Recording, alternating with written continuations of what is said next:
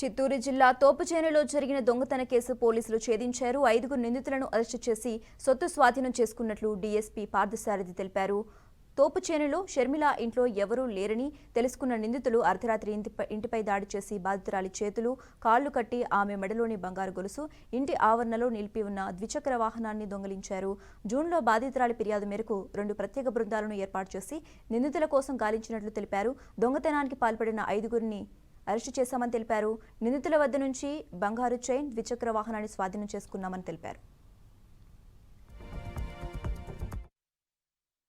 Police sub division పరిధిలో అండి రాళ్లబదుగూరు అనే పోలీస్ స్టేషన్ లిమిట్స్లో అది శాంతిపురం మండలంకి వస్తుంది.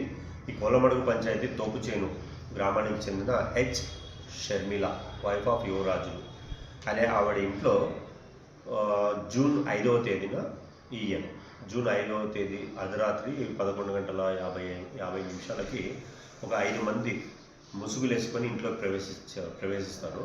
ప్రవేశించి మన తలుపు కొట్టి తెరిచిన తర్వాత లోపలికి ఆమె నెట్టేసి ఆమె కాళ్ళు చేతులు కట్టేసి ఆమె మెడలో ఉండే గోల్డ్ చైన్ రాబ్ చేసేస్తాను. గోల్డ్ చైన్ డెకైట్ చేసిన తర్వాత ఈ అలజడికి పైన నిద్రపోతున్న కొడుకు కిందకు వచ్చి కేకలేసేటప్పటికే వీళ్ళు పారిపోతారు.